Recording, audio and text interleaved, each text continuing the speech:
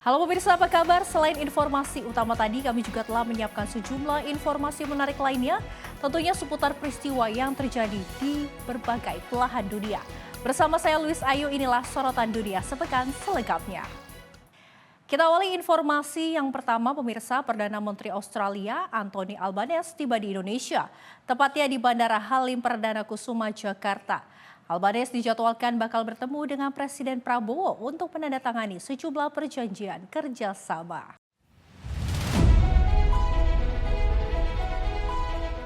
Perdana Menteri Australia Anthony Albanese tiba di Indonesia pada Kamis malam 5 Februari 2026, tepatnya mendarat di Bandara Halim Perdana Kusuma, Jakarta. Tampak pesawat bertuliskan Royal Australian Air Force dengan didominasi warna putih dan biru tua, mendarat dan langsung disambut secara kenegaraan dengan pasukan kehormatan yang berjejer. Adapun tampak pula dua menteri dari Kabinet Merah Putih yang menyambut secara langsung Albanese, yaitu Menteri Luar Negeri Sugiono dan Menteri Investasi sekaligus Kepala Danantara Rosan Roslani. Usai penyambutan, Albanese beserta delegasi pun melanjutkan perjalanan menggunakan mobil berplat Australia menuju hotel tempat bermalam.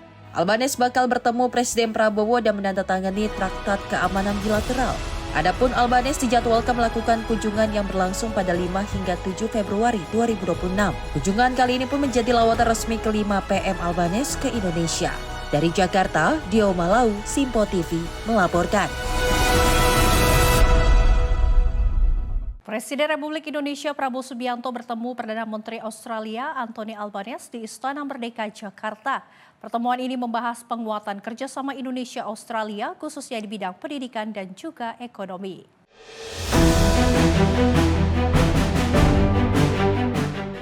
Presiden Republik Indonesia Prabowo Subianto menerima kunjungan Perdana Menteri Australia Anthony Albanese di Istana Merdeka Jakarta pada Jumat 6 Februari 2026. Pertemuan ini menegaskan komitmen kedua negara untuk memperkuat hubungan bilateral yang telah terjalin erat. Penguatan kerjasama Indonesia-Australia terutama difokuskan pada sektor pendidikan dan ekonomi. Data Department of Foreign Affairs and Trade pemerintah Australia menunjukkan kemitraan kedua negara terus berkembang. Sekitar 24.000 mahasiswa Indonesia tercatat belajar di Australia pada 2025. Dengan dukungan beasiswa Australia Awards, kolaborasi kampus, serta program Bright and Inovasi senilai $55 juta Australia pada periode 2024 hingga 2027. Sementara di sektor ekonomi, kemitraan ditopang Indonesia-Australia Comprehensive Economic Partnership Agreement. Nilai perdagangan bilateral meningkat signifikan hingga $35,38 miliar Australia pada 2024, disertai surplus perdagangan bagi Indonesia, peningkatan investasi timbal balik, serta kunjungan sekitar 1,75 juta warga Australia ke Indonesia pada tahun 2024 hingga 2025. Tim redaksi Simpo TV melaporkan. Pemirsa, Presiden Amerika Serikat Donald Trump menandatangani perintah eksekutif baru yang mengancam pengenaan tarif terhadap negara manapun yang menjual atau memasok minyak ke Kuba.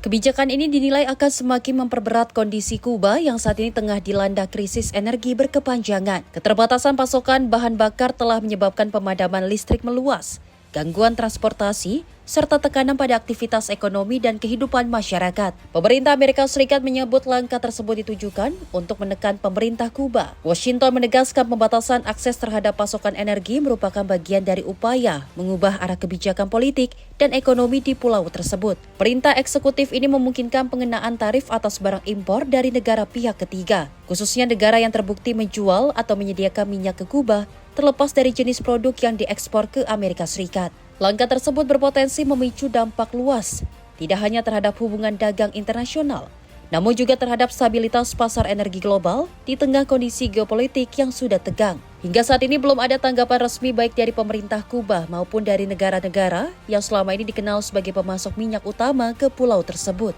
Tim redaksi Simpo TV melaporkan. Presiden Amerika Serikat Donald Trump menegaskan tidak akan merobohkan gedung Kennedy Center, sebuah pusat seni dan budaya ikonik yang didedikasikan untuk Presiden John F. Kennedy.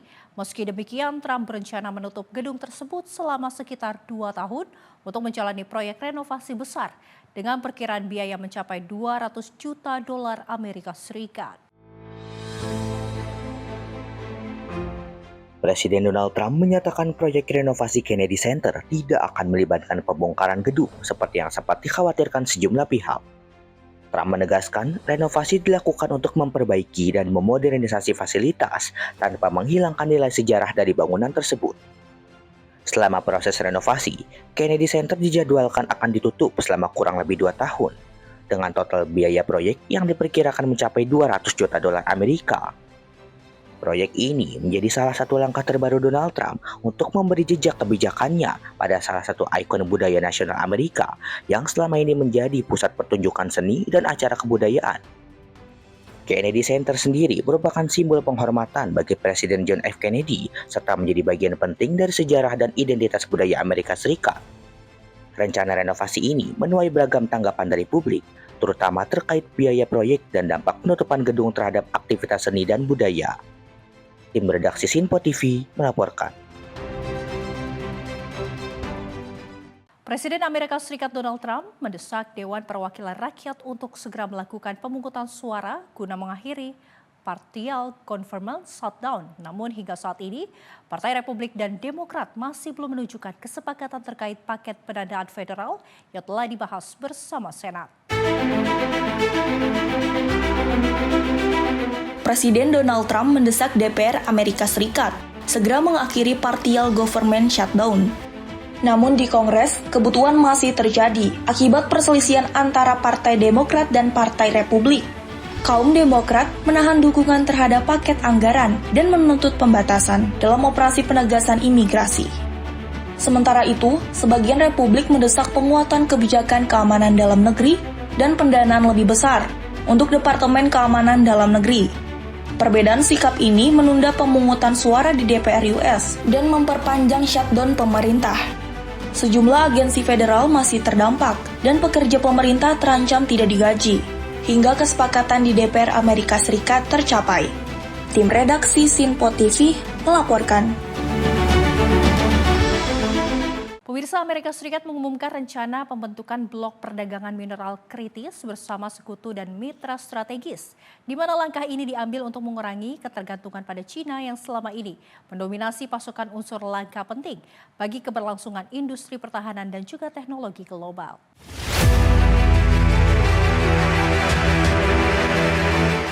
Amerika Serikat di bawah pemerintahan Presiden Donald Trump mengumumkan rencana membentuk blok perdagangan mineral kritis bersama negara sekutu dan mitra. Inisiatif ini ditujukan untuk melawan dominasi besar China atas pasokan unsur-unsur penting bagi produk teknologi dan militer. Wakil Presiden J.D. Vance menyebut perang dagang Amerika Serikat dan China membuktikan betapa besarnya ketergantungan Barat pada mineral langka yang dikuasai Beijing. Menurutnya, aksi kolektif diperlukan untuk membangun kemandirian pasokan di kawasan negara-negara sekutu. Blok dagang ini dirancang dengan mekanisme tarif untuk menjaga harga minimum dan mencegah negara anggota membeli bahan murah dari China secara diam-diam. Pakar ekonomi menilai pengawasan akan lebih mudah diterapkan pada industri pertahanan, namun lebih sulit bagi sektor kendaraan listrik dan manufaktur umum. Konferensi di Washington ini dihadiri pejabat dari puluhan negara, termasuk Prancis, Inggris, Uni Eropa, dan Jepang. Menteri Luar Negeri Marco Rubio menegaskan setiap negara memiliki peran untuk membangun rantai pasok baru yang lebih aman dan stabil di luar ketergantungan China. Pemerintah Trump juga meluncurkan Project Vault, sebuah program cadangan strategis rare earth dengan dana miliaran dolar. Langkah ini menjadi bagian dari upaya besar karena China masih menguasai sebagian besar penambangan dan pemrosesan mineral langka dunia. Tim redaksi Sinpo TV melaporkan. Presiden Rusia Vladimir Putin menegaskan hubungan Moskow dan Damaskus tidak pernah memiliki sejarah kelam sejak Uni Soviet mengakui kemerdekaan Suriah. Hal tersebut disampaikan Putin saat menerima Presiden Transisi Suriah Ahmed al-Shara dalam pertemuan tingkat tinggi di Moskow. Presiden Rusia Vladimir Putin bertemu dengan Presiden Transisi Suriah Ahmed al-Shara di Moskow pada Rabu 28 Januari 2026. Dalam pertemuan itu, Putin menyebut hubungan Rusia dan Suriah terjalin tanpa sejarah kelam sejak terbentuknya hubungan diplomatik kedua negara. Putin menjelaskan bahwa pada tahun 1944, Uni Soviet dan Suriah menandatangani perjanjian hubungan diplomatik. Sejak saat itu, hubungan antar pemerintah disebutnya berlangsung stabil dan konstruktif. Dalam konteks realitas baru, Putin menilai hubungan kedua negara terus berkembang. Ia mengapresiasi peran Presiden Shara dalam memperkuat kembali hubungan hubungan Damaskus dan Moskow. Presiden Rusia juga menyoroti meningkatnya kerjasama ekonomi. Ia mengungkapkan rencana kolaborasi di berbagai bidang termasuk industri, konstruksi, medis, olahraga, dan kegiatan kemanusiaan. Putin menegaskan perusahaan Rusia siap terlibat dalam proses pembangunan kembali Suriah, terutama di sektor infrastruktur yang mengalami kerusakan akibat konflik panjang. Dalam kesempatan itu, Putin juga menyampaikan ucapan selamat kepada Presiden Syariah atas kemajuan dalam memulihkan keutuhan wilayah Suriah. Presiden transisi Suriah Ahmed al-Syariah tiba di Moskow pada 28 Januari 2026 untuk kunjungan resmi. Tim redaksi Simpo TV melaporkan. Vietnam dan Uni Eropa resmi meningkatkan hubungan diplomatik menjadi kemitraan strategis komprehensif. Tingkat hubungan tertinggi dalam kebijakan luar negeri Vietnam, di mana langkah ini diambil di tengah perubahan peta perdagangan global akibat tekanan tarif dari Amerika Serikat.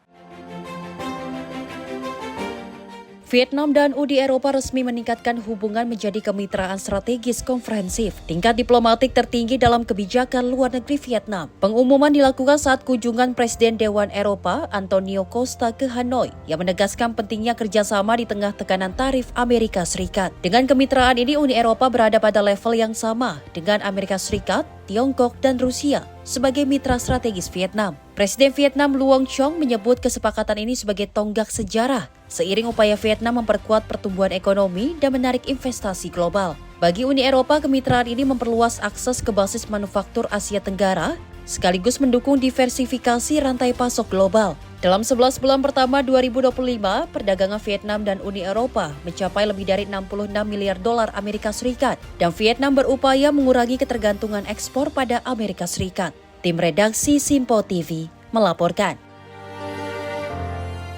Washington Post melakukan pemutusan kerjasama besar-besaran dengan pemberhentian sekitar sepertiga stafnya. Kebijakan ini menghapus rubrik olahraga, menutup liputan buku, serta memangkas sejumlah biro asing. Kebijakan tersebut menjadi pukulan berat bagi salah satu merek jurnalisme paling legendaris di Amerika Serikat. Washington Post pada Rabu mengumumkan PHK besar-besaran yang berdampak ke sekitar sepertiga staf redaksinya. Langkah ini menjadi salah satu pemangkasan terbesar dalam sejarah modern media tersebut. Pemimpin redaksi eksekutif Matt Murray menyebut, keputusan itu menyakitkan namun diperlukan untuk memperkuat posisi perusahaan di tengah perubahan teknologi dan bergesernya kebiasaan pembaca. Dalam restrukturisasi ini, Washington Post resmi menutup rubrik olahraga, menghentikan liputan Book World, serta memangkas sejumlah biro luar negeri, termasuk di kawasan Timur Tengah. Sejumlah tokoh jurnalis dan politik turut mengecam langkah tersebut. Salah satunya Profesor Jurnalisme Columbia Margaret Sullivan menyebut pemangkasan ini sebagai berita menyedihkan bagi masa depan pers di Amerika. Mantan editor Martin Baron menuding pemilik Washington Post, Jeff Bezos, sebagai penyebab utama krisis dan menyebutnya sebagai contoh kehancuran brand yang diciptakannya sendiri dalam waktu singkat. Washington Post dilaporkan kehilangan banyak pelanggan setelah sejumlah keputusan editorial kontroversial, termasuk menarik dukungan dalam pemilu presiden 2024. Langkah PHK ini menambah kekhawatiran publik akan masa depan salah satu institusi media terpenting di dunia. Tim redaksi Simpo TV melaporkan. Sejumlah musisi dunia menyampaikan keprihatinan mereka terhadap iklim politik Amerika Serikat saat berjalan ke karpet merah menjelang ajang Grammy Award, di mana salah satunya penyanyi Gloria Estefan menyatakan dirinya merasa takut dengan kondisi yang ia lihat di negeri Paman Sam saat ini.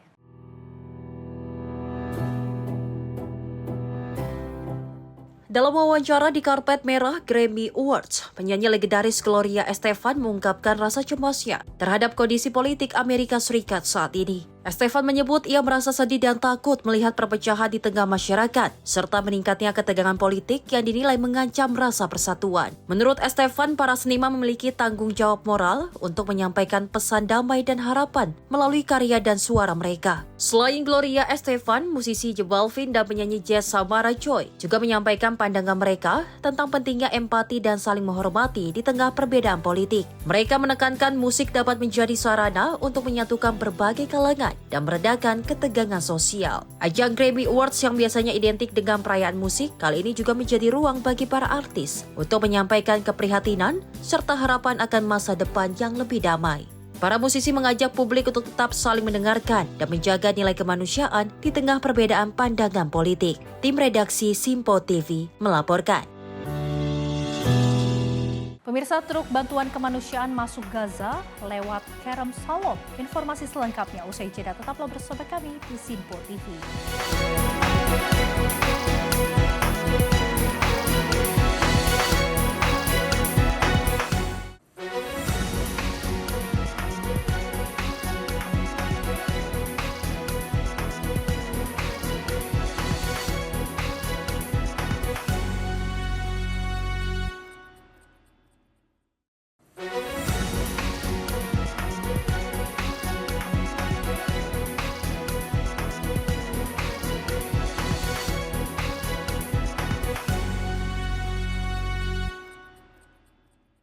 Terima kasih pemirsa, Anda kembali menyaksikan Sorotan Dunia Sepekan. Informasi kami lanjutkan.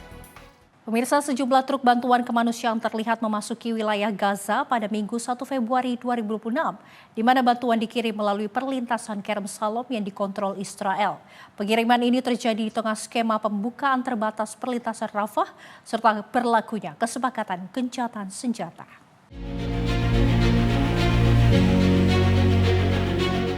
Rekaman pada Minggu 1 Februari 2026 memperlihatkan sejumlah truk melintasi Jalan Rashid di kawasan Al-Mawasi, Gaza Selatan.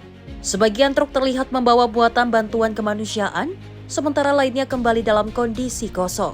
Aktivitas ini terjadi di tengah uji coba pembukaan kembali perlintasan Rafah antara Mesir dan Gaza. Namun menurut koordinator kegiatan pemerintah Israel di wilayah Palestina, Chogat, pembukaan tersebut hanya diperuntukkan bagi pergerakan individu. Media Mesir melaporkan truk bantuan memasuki Gaza melalui Rafah. Selanjutnya truk diarahkan ke perlintasan Kerem Shalom untuk proses pemeriksaan sebelum muatan dipindahkan ke truk Palestina. Sebelumnya media Israel menyebutkan arus barang dan bantuan kemanusiaan akan tetap disalurkan melalui Kerem Shalom. Perlintasan ini menjadi jalur utama distribusi logistik ke Gaza.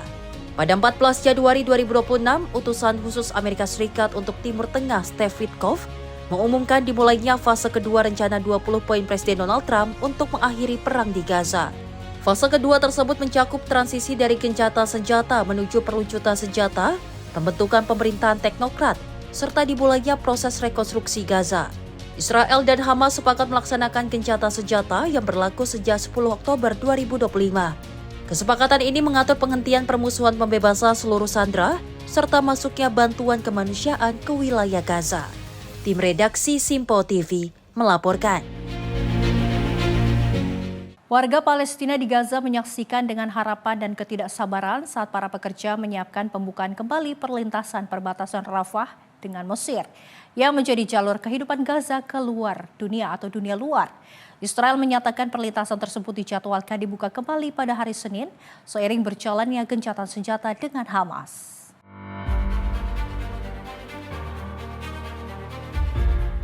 Seorang warga Khan Younis, Galia Abu Mustafa, menyebut pembukaan perlintasan adalah langkah yang baik. Namun pembatasan jumlah orang yang boleh melintas menjadi masalah bagi warga. Israel menyatakan perlintasan telah dibuka dalam tahap uji coba. Badan militer Israel yang mengontrol bantuan ke Gaza menyebut warga dapat mulai melintas pada hari Senin. Namun hanya sejumlah kecil orang yang diizinkan melintas pada tahap awal. Seorang perempuan yang mengungsi dari kota Rafah, Suhaila Al-Astal, mengatakan ingin perlintasan dibuka lebih luas dan permanen. Ia menyebut putrinya yang sakit membutuhkan bantuan di luar negeri. Pengumuman Israel disampaikan sehari setelah serangan Israel menewaskan setidaknya 30 warga Palestina, termasuk sejumlah anak-anak. Menurut pejabat rumah sakit, jumlah korban tersebut menjadi salah satu yang tertinggi sejak gencatan senjata dimulai pada 10 Oktober. Israel menuduh Hamas melakukan pelanggaran baru atas gencatan senjata. Direktur Jenderal Dewan Perdamaian Baru Presiden Amerika Serikat Donald Trump untuk Gaza, Nikolai Mladenov, mendesak semua pihak untuk menahan diri. Ia menyatakan kantornya bekerja sama dengan Komite Palestina baru yang dipilih untuk mengawasi Gaza untuk mencari cara mencegah insiden serupa di masa depan. Tim redaksi Simpo TV melaporkan.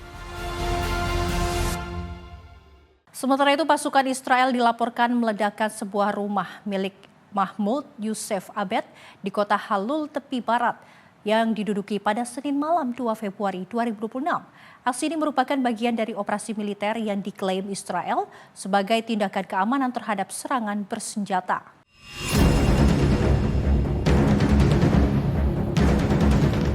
Rekaman dari lokasi menunjukkan asap tebal membumbung dari kawasan perumahan setelah terjadi ledakan. Lantai pertama sebuah bangunan terlihat hancur total. Media Palestina melaporkan pasukan Israel beserta kendaraan militer memasuki sejumlah lingkungan di kota Halhul. Operasi ini dikawal unit teknik peledak. Dilaporkan pasukan Israel menggerebek apartemen Mahmud Abed di gedung bertingkat. Pasukan meledakkan unit tersebut setelah menembakkan granat kejut. Aksi ini memaksa warga sekitar untuk mengungsi. Sementara itu, militer Israel merilis rekaman yang menunjukkan pasukannya menanam bahan peledak di dalam rumah tersebut. Dalam pernyataannya, pasukan pertahanan Israel atau IDF menyebut operasi malam hari itu dilakukan oleh Brigade Etzion dan unit Yahalom. IDF mengatakan rumah tersebut milik Mahmud Abed yang dituduh sebagai pelaku serangan bersenjata. IDF menyebut Abed terlibat dalam serangan pada 10 Juli 2025 di persimpangan Gus Etzion. Serangan itu menyebabkan tewasnya Salif Zefuloni. Ketegangan di tepi barat terus meningkat sejak 7 Oktober 2023. Kementerian Kesehatan Palestina mencatat lebih dari 759 warga Palestina menjadi korban akibat aksi pasukan Israel atau pemukir. Pada periode yang sama, otoritas Israel menyatakan lebih dari 26 warga Israel tewas dalam serangan yang dilakukan oleh warga Palestina di tepi barat. Tim redaksi Simpo TV melaporkan.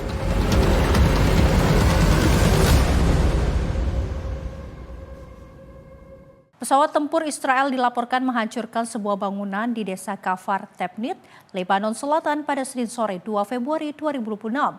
Serangan dilakukan setelah pihak Israel mengeluarkan peringatan evakuasi kepada warga, di mana militer Israel menyatakan serangan menargetkan infrastruktur militer Hezbollah.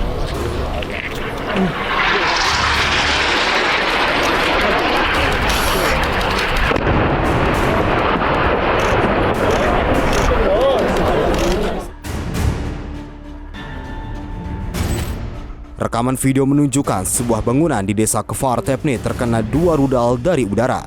Setelah serangan, tim penyelamat dan warga terlihat memeriksa lokasi kejadian. Menurut kantor berita nasional Lebanon, serangan terjadi sekitar pukul 3:10 sore waktu setempat. Serangan dilakukan sekitar 40 menit setelah peringatan evakuasi dikeluarkan. Sebelum serangan, juru bicara militer Israel Avichai Adri menyampaikan peringatan mendesak kepada warga desa Kfar Tebnit dan Ain Qana. Peringatan disampaikan melalui video yang diunggah di akun resmi media sosial X miliknya. Dalam pernyataannya, Adri menyebut militer Israel akan menargetkan apa yang disebut sebagai infrastruktur militer Hezbollah. Israel menuduh Hezbollah berupaya membangun kembali aktivitas militer di wilayah tersebut. Adri mengimbau warga untuk segera menjauhi lokasi dan melakukan evakuasi. Hingga saat berita ini diturunkan, Hezbollah belum mengeluarkan pernyataan resmi terkait serangan tersebut. Sebelum serangan di Kfar Tebnit, pasukan Israel juga dilaporkan melakukan 2 serangan lain di Lebanon Selatan pada hari yang sama. Serangan tersebut dilaporkan menyebabkan 1 orang tewas dan 8 lainnya luka-luka. Israel dan Hezbollah sepakat melakukan gencatan senjata pada 27 November 2024. Namun, Israel masih saja melakukan serangan secara berkala dengan alasan menargetkan infrastruktur dan personel Hezbollah. Tim redaksi Simpo TV melaporkan.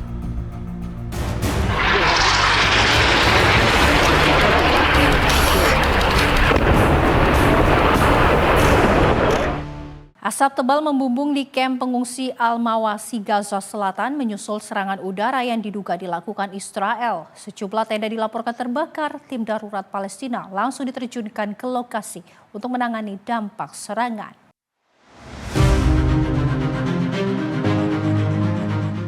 Rekaman yang diambil pada Sabtu 31 Januari 2026 memperlihatkan asap tebal membungkus kamp guide di kawasan Al-Mawasi Barat, Khan Younis, Gaza Selatan. Sejumlah tenda tampak terbakar dan mengeluarkan asap hitam ke udara.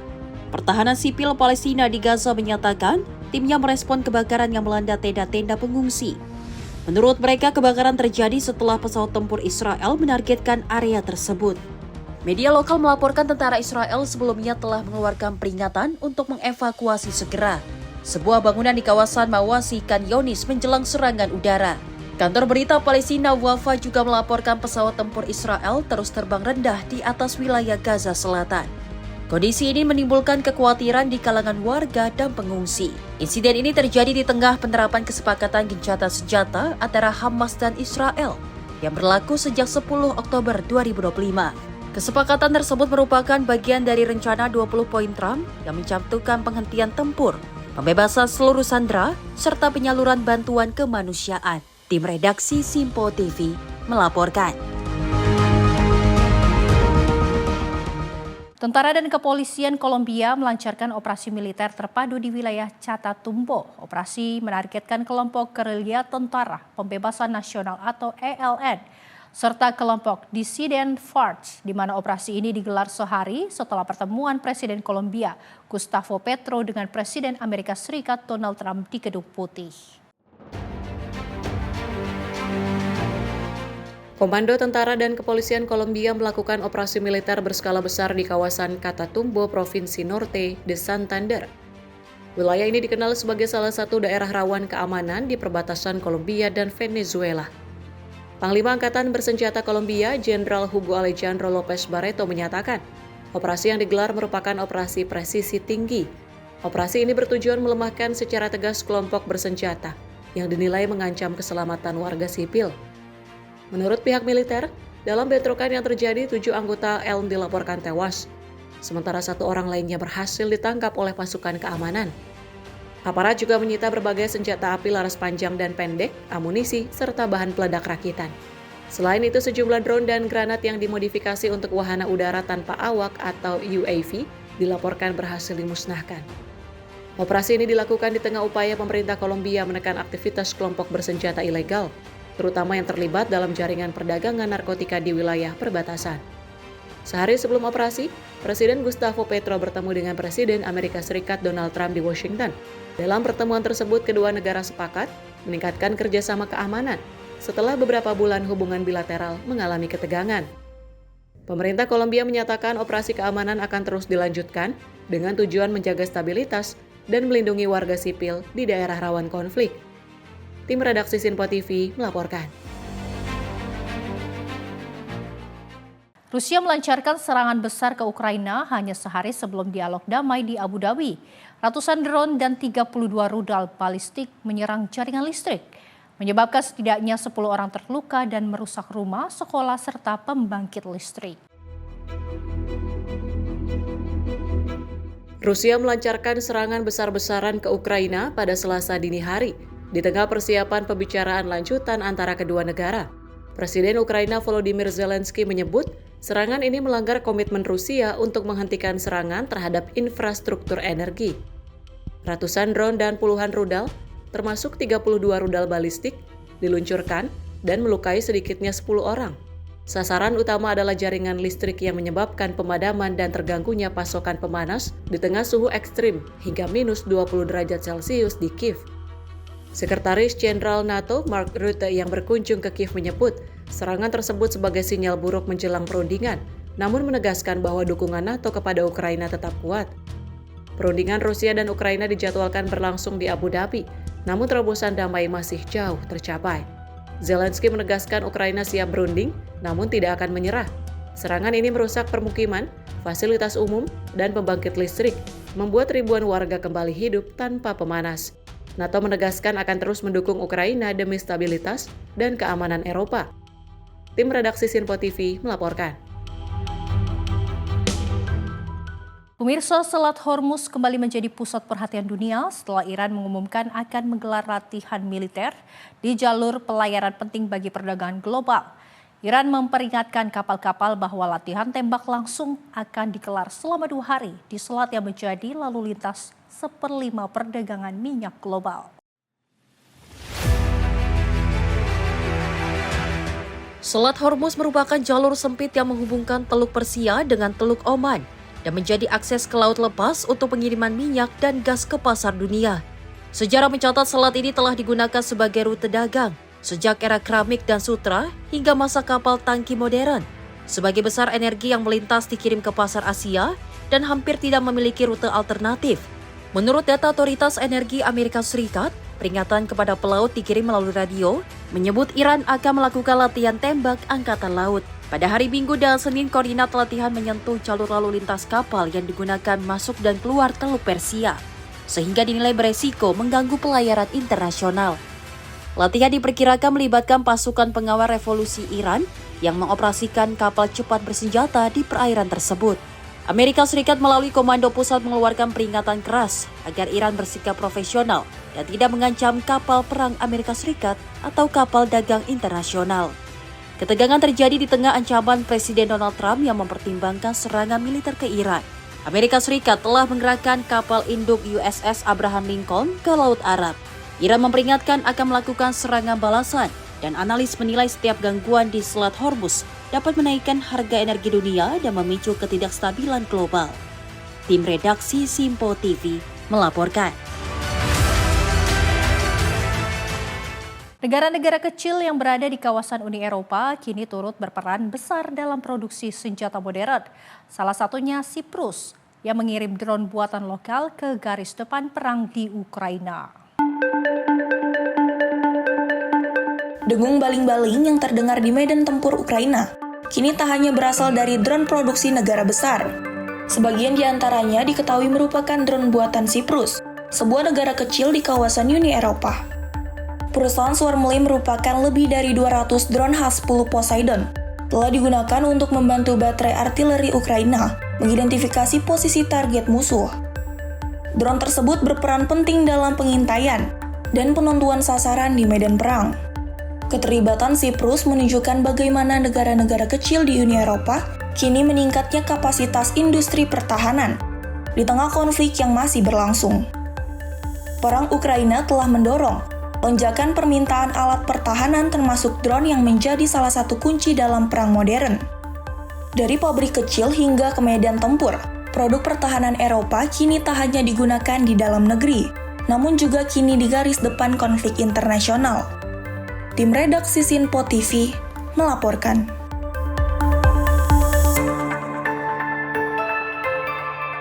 Pemirsa, pemerintah Inggris setuju merilis dokumen penunjukan Peter Mandelson sebagai duta besar untuk Amerika Serikat.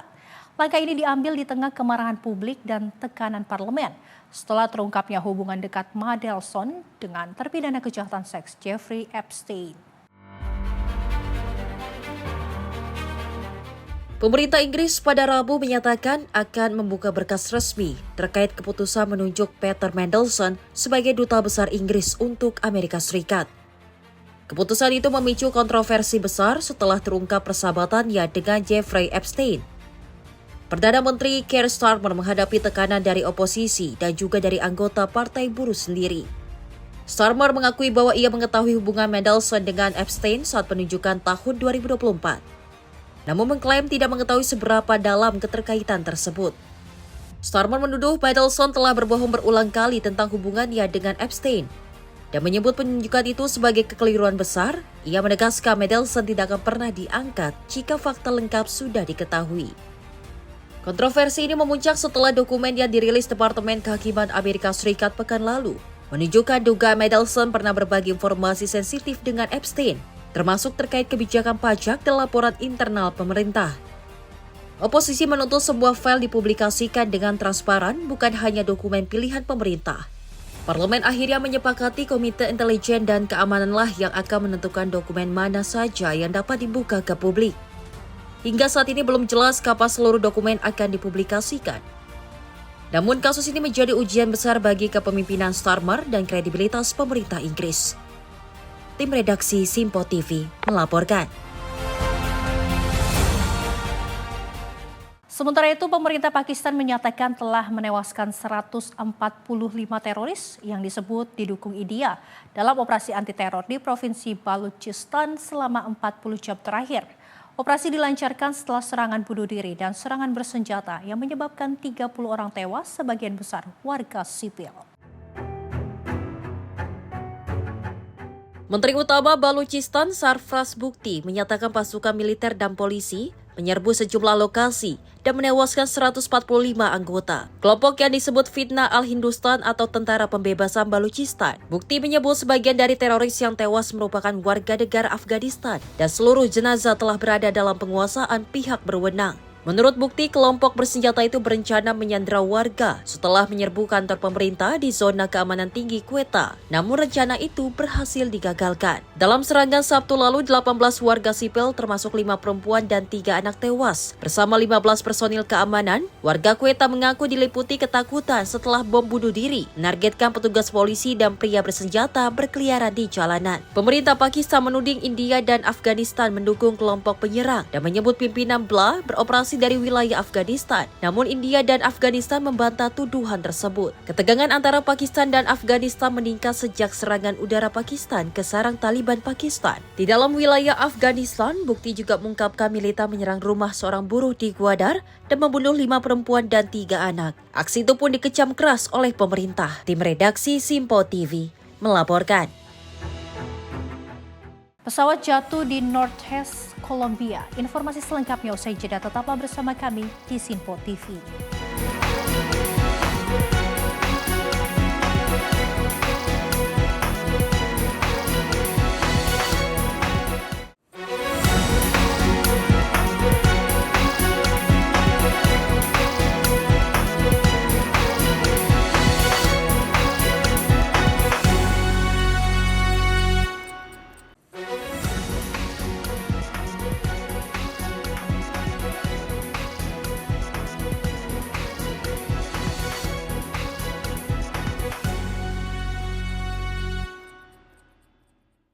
Terima kasih Anda kembali menyaksikan Sorotan Dunia Sepekan. Informasi kami lanjutkan. Pemirsa, tim penyelamat di Kolombia mengevakuasi jenazah korban kecelakaan pesawat di wilayah timur laut negara tersebut. Sebanyak 15 korban dipindahkan dari lokasi jatuhnya pesawat menuju proses identifikasi forensik di kota Cuchata. Tim pemulihan pada Rabu 28 Januari 2026 memindahkan jenazah 15 korban kecelakaan pesawat di timur laut Kolombia ke kota Playa de Belen. Proses ini menandai dimulainya tahap transportasi menuju Cucuta untuk identifikasi forensik resmi. Rekaman dari lokasi menunjukkan keluarga korban melihat jenazah di dalam mobil jenazah. Suasana haru menyeliputi area sementara petugas kepolisian dan tim darurat menjaga lokasi. Presiden Pertahanan Sipil Abrego Elkin Sanchez Sepulveda menyebut insiden ini sebagai tragedi besar. Ia mengatakan duka mendalam dirasakan seluruh pihak atas kehilangan tersebut. Menurut Sanchez, berbagai layanan darurat termasuk pertahanan sipil, pemadam kebakaran, dan unit lokal lainnya langsung diturunkan setelah laporan kecelakaan diterima. Meski dihadapkan pada kondisi cuaca dan medan yang sulit, proses evakuasi berhasil dilakukan. Hujan dan kondisi tanah berlumpur disebut menyulitkan akses ke lokasi jatuhnya pesawat. Dengan dukungan masyarakat dan berbagai lembaga tanggap darurat, tim berhasil menemukan dan mengevakuasi seluruh 15 korban. Pesawat komersial kecil milik maskapai Satena yang menuju kota Ochana jatuh di Departemen Norte de Santander dekat perbatasan Venezuela. Seluruh penumpang dan awak pesawat dilaporkan meninggal dunia. Di antara korban terdapat anggota DPR Kolombia, Diagones Quintero, serta Carlos Salcedo, calon anggota legislatif dalam pemilu Maret mendatang. Hingga saat ini penyebab kecelakaan masih dalam penyelidikan. Otoritas penerbangan sipil Kolombia telah memulai investigasi resmi untuk mengungkap penyebab tragedi tersebut. Tim redaksi Simpo TV melaporkan. Badai Christine menerjang sejumlah wilayah di Spanyol pada Selasa 27 Januari 2026. Cuaca ekstrim ini membawa salju tebal, angin kencang, serta pemadaman listrik di beberapa kota besar, di mana akibat badai ini aktivitas warga tentunya terganggu. Ratusan jalan dilaporkan terdampak, sementara sekolah di sejumlah daerah ditutup demi keselamatan. Badai Christine menyebabkan kerusakan luas di berbagai wilayah Spanyol. Salju tebal menutupi jalanan dan melumpuhkan arus lalu lintas, serta memicu pemadaman listrik di sejumlah kota. Rekaman yang dirilis Garda Sipil Spanyol pada Rabu 28 Januari 2026 menunjukkan salju tebal membuat kendaraan terhenti total. Petugas tampak membersihkan salju untuk membuka akses jalan, serta mendorong dan menarik kendaraan yang terjebak. Badai ini juga menimbulkan korban jiwa. Seorang warga dilaporkan tewas di kota Malaga setelah sebuah pohon roboh akibat terpaan angin kencang. Otoritas setempat mengambil langkah darurat dengan menangguhkan kegiatan belajar mengajar di 77 kabupaten di Provinsi Almeria, Malaga, dan Cadiz. Secara keseluruhan lebih dari 160 ruas jalan terdampak salju, termasuk 27 jalan tol di jaringan jalan utama nasional. Badan Meteorologi Nasional Spanyol, AIMET, memperingatkan angin sangat kencang di sebagian besar wilayah negara Kecepatan angin disebut mencapai kekuatan setara badai topan di beberapa daerah. Peringatan merah telah diterbitkan untuk sebagian wilayah selatan Provinsi Almeria, menyusul intensitas angin yang dinilai sangat berbahaya. Tim redaksi Simpo TV melaporkan. Salju lebat melanda wilayah Jepang Utara selama 2 pekan terakhir. Tumpukan salju hingga mencapai 2 meter menutup jalan raya, menghentikan transportasi dan menyebabkan puluhan korban jiwa. Otoritas menyebut sebagian besar kematian terjadi saat warga membersihkan salju di atap rumah mereka.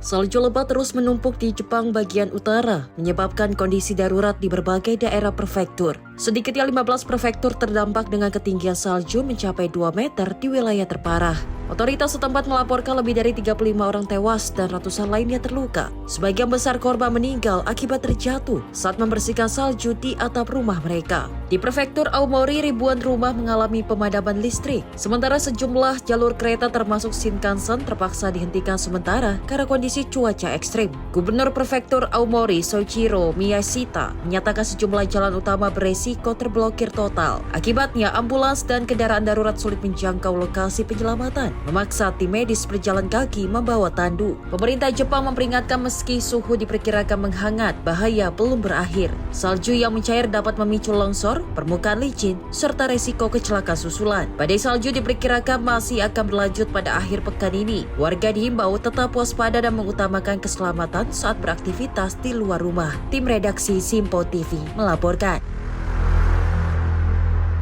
Kebakaran hutan besar melanda wilayah Patagonia di bagian selatan Argentina, di mana api melalap puluhan ribu hektar hutan alami termasuk Taman Nasional Los Alces, situs warisan dunia UNESCO. Bencana ini tidak hanya memicu evakuasi massal, namun juga menuai kritik tajam terhadap kebijakan penghematan anggaran Presiden Javier Milei. Kebakaran hutan di Patagonia disebut salah satu yang terburuk. Dalam beberapa dekade terakhir, lebih dari 45.000 hektar hutan asli Argentina telah hangus terbakar. Dalam 1,5 bulan terakhir, api juga melanda Taman Nasional Los Alerces, yang menjadi rumah bagi pohon-pohon purba, berusia hingga 2.600 tahun. Para petugas Taman Nasional dan pemadam kebakaran menyebut kapasitas mereka kian terbatas. Mereka menilai kebijakan austeritas pemerintah telah memangkas anggaran dan melemahkan lembaga pencegahan serta penanggulangan kebakaran. Sejak menjabat, Presiden Javier Milei memotong anggaran Badan Manajemen Kebakaran Nasional hingga 80% pada tahun 2024. Dana lembaga tersebut kembali dipangkas hingga 71% pada tahun ini. Meski demikian, para petugas di lapangan menyebut dampak pemangkasan anggaran telah terasa jauh sebelum api menyala. Kebakaran ini meninggalkan luka mendalam bagi warga setempat yang menyebut hutan Patagonia bukan sekedar lanskap indah, melainkan rumah dan warisan alam yang kini terancam hilang. Tim redaksi Simpo TV melaporkan. Kandidat Partai Demokrat Tyler Rahmat memenangkan pemilihan khusus untuk kursi Senat Negara bagian Texas di distrik yang selama ini dikuasai Partai Republikan. Distrik tersebut merupakan wilayah yang dimenangi oleh Donald Trump dengan selisih 17 poin pada pemilihan presiden 2024.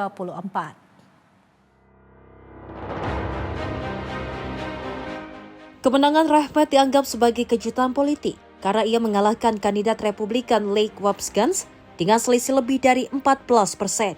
Rahmat, seorang pemimpin serikat pekerja dan veteran, menyebut kemenangan ini sebagai kemenangan bagi pekerja dan keluarga kelas menengah.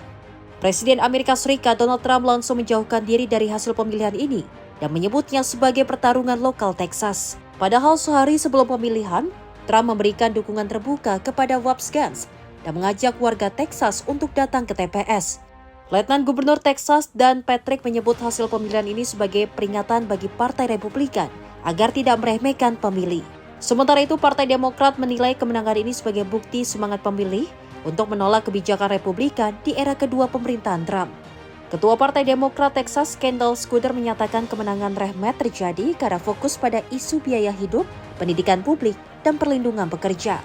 Kemenangan ini menambah daftar keberhasilan Partai Demokrat dalam sejumlah pemilihan khusus di berbagai negara bagian. Kursi Senat Texas ini kosong setelah pertahanan Republikan Kelly Hutchcock mengundurkan diri untuk menjabat posisi negara bagian.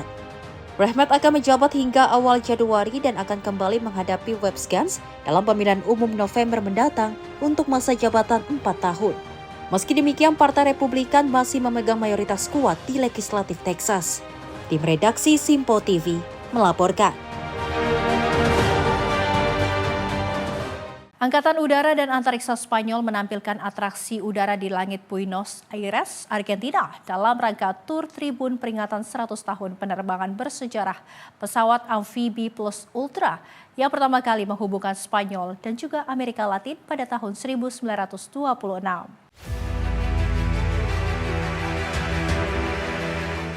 Atraksi udara digelar di Taman Pesisir Utara, Buenos Aires, dan disaksikan ratusan warga yang memadati area pertunjukan. Dalam pertunjukan ini, helikopter patroli ASPA milik Angkatan Udara dan Antariksa Spanyol menampilkan manuver udara bersama skuadron historis B-45 Mentor milik Angkatan Udara Argentina. Kepala Hubungan Masyarakat Angkatan Udara dan Antariksa Spanyol, Manuel Angel Cuenca, menyatakan atraksi ini digelar untuk memperingati 1 abad penerbangan Plus Ultra. Penerbangan tersebut merupakan pencapaian penting dalam sejarah aviasi militer Spanyol, sekaligus tonggak hubungan udara antara Spanyol dan negara-negara Amerika Latin. Dalam tur tribut ini, armada udara Spanyol menempuh rute yang meniru perjalanan para perintis Plus Ultra dengan singgah di Rio de Janeiro, Brazil, dan Montevideo, Uruguay, sebelum akhirnya tiba di Buenos Aires, Argentina. Penerbangan Plus Ultra pada tahun 1926 menempuh jarak lebih dari 10.000 km dari Palos de la Frontera, Huelva, melalui Kepulauan Kanari, Cape Verde, Brazil, dan Uruguay sebelum mendarat di Argentina. Selain memperingati sejarah, atraksi udara ini juga menjadi ajang penunjukan kapabilitas modern Angkatan Udara dan Antariksa Spanyol, serta memperkuat hubungan kerjasama pertahanan dengan negara-negara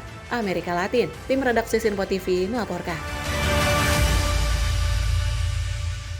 Taksi terbang listrik mulai menarik perhatian dunia di Singapura Air Show. Pesawat generasi baru bertenaga listrik ini digadang-gadang menjadi solusi transportasi umum di masa depan. Sejumlah perusahaan pun penerbangan khususnya kini berlomba-lomba mengembangkan transportasi udara, termasuk taksi terbang untuk perjalanan urban. Taksi terbang listrik menjadi salah satu perhatian utama dalam Singapura Air Show pada tahun ini. Kendaraan udara inovatif ini diperkenalkan sebagai bagian dari masa depan transportasi perkotaan. Pesawat kecil bertenaga listrik tersebut dirancang untuk mengangkut penumpang seperti layaknya taksi, namun melalui jalur udara. Teknologi ini diharapkan dapat mengurangi kemacetan dan mempercepat mobilitas di kota besar. Sejumlah produsen penerbangan dan perusahaan memamerkan prototipe kendaraan udara mereka.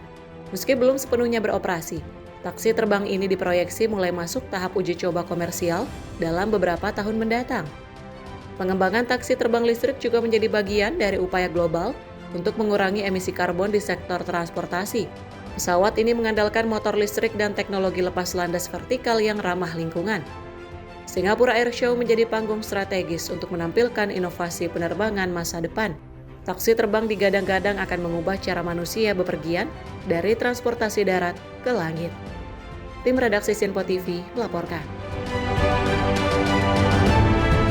Sebuah akuarium di kota Shenyang, Cina Timur Laut menampilkan cara unik menyambut Tahun Baru Imlek, di mana tradisi tari barongsai kini dipertunjukkan di dalam air sebagai atraksi khusus bagi pengunjung. Pertunjukan ini memadukan unsur budaya tradisional Tionghoa dengan konsep pertunjukan yang modern. Rekaman video yang diambil pada Minggu 1 Februari 2026 menunjukkan 2 penyelam profesional menampilkan tari barongsai di dalam akuarium. Keduanya dilengkapi tabung oksigen dan sabuk pemberat untuk menjaga stabilitas gerak di dalam air. 2 penyelam tersebut memeragakan sosok barongsai akuatik di dalam tangki akuarium berukuran besar.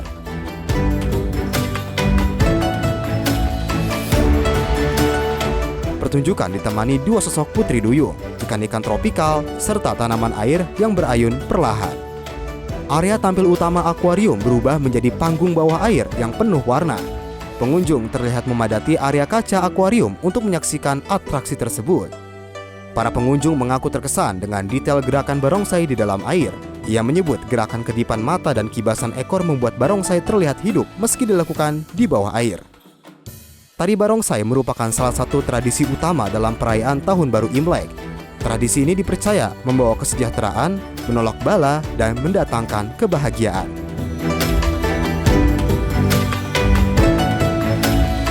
Tahun baru Imlek tahun ini menandai masuknya Tahun Kuda. Pertunjukan barongsai bawah air ini menjadi salah satu bentuk perayaan kreatif dalam menyambut momen tersebut. Tim redaksi Simpo TV melaporkan. Tim aerobatik bayi memiliki Angkatan Udara Tentara Pembebasan Rakyat Cina atau PLA Air Force kembali tampil di Singapura Air Show setelah 6 tahun absen. Kehadiran ini menandai debut tim bayi yang menggunakan jet tempur C-10C. 6 pesawat tempur C-10C melakukan penerbangan validasi di atas perairan Singapura. Aksi aerobatik ini menjadi bagian dari persiapan jelang Singapura Air Show yang ke-10.